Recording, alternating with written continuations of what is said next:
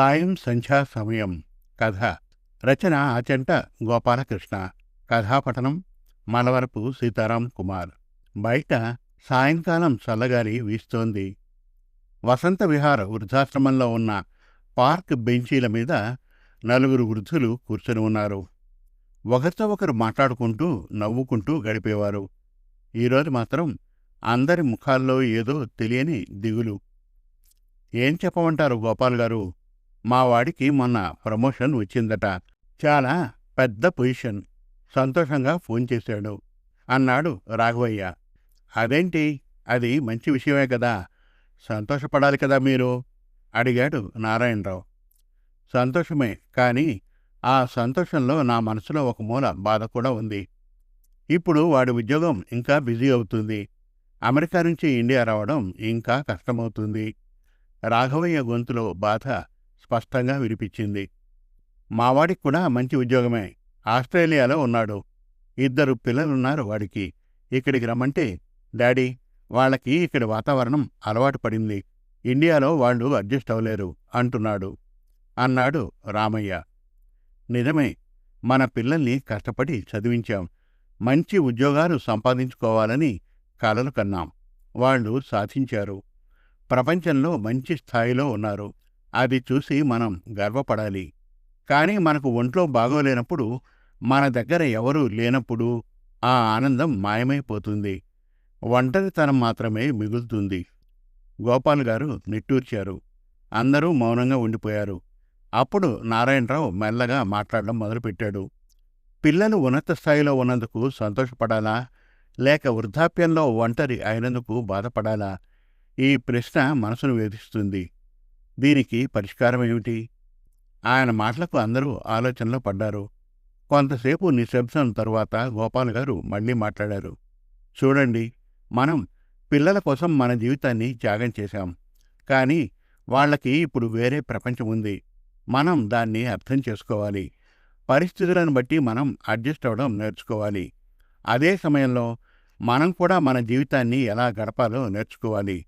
మనల్ని మనం పట్టించుకోవడం మొదలుపెట్టాలి. మన కోసం మనం జీవించడం నేర్చుకోవాలి. అదేంటి గోపాల్ గారు, పిల్లలు లేకుండా ఎలా బతకగలం? రాఘవయ్య అడిగాడు. ఇంత కష్టపడి చదివించి పెంచి పెద్ద చేసేది మనకు ఆసరాగా ఉంటారని కదా అండి అన్నాడు. ప్రస్తుత పరిస్థితుల్లో అలా ఆలోచించలేం. పిల్లలు మన జీవితంలో భాగం మాత్రమే, మొత్తం జీవితం కాదు. మనం మనకు నచ్చిన పనులు చేయాలి. పుస్తకాలు చదవడం, మొక్కలు పెంచుకోవడం, తోటి మిత్రులతో కలిసి ఉండడం, ఇలాంటివి మనకు సంతోషాన్ని ఇస్తాయి. మన ఆరోగ్యం మీద శ్రద్ధ పెట్టాలి. ఏదైనా ఆరోగ్య సమస్య వస్తే వెంటనే డాక్టర్ని సంప్రదించాలి. మన కోసం మనం చూసుకుంటే పిల్లలు రాలేకపోయినా మనకు ఒక భరోసా ఉంటుంది. అయినా ఏ సంవత్సరానికో వచ్చి చూసి వెళ్తున్నారు కదా, ఉన్నది ఒక్కటే జీవితం. వాళ్ళ జీవితం వాళ్ళు కూడా అనుభవించాలి కదా. మధ్యతరగతి బ్రతుకులు. కొన్ని పరిస్థితులకి కాంప్రమైజ్ అవ్వాల్సిందే. ఒకవేళ వాళ్ళు ఇక్కడికి వచ్చేసి మంచి జాబ్ దొరకలేదు అంటే వాళ్ళకి సంపాదన ఉండదు. ముసలివాళ్ళం, మనకి సంపాదన ఉండదు. మనమేమీ ఆస్తులు కూడబెట్టి ఇవ్వలేదుగా. చదువులు చెప్పించి వాళ్ళ కాళ్ళ మీద వాళ్ళు నిలబడేలా చేశాం. మనకున్న పరిస్థితిలో కొన్ని త్యాగాలు చేయక తప్పలేదు అనుకుంటున్నా అన్నారు. నిజమే, నువ్వు చెప్పింది నిజమే. మనం పడిన కష్టానికి ఫలితం వాళ్ళ ఉన్నత స్థాయి.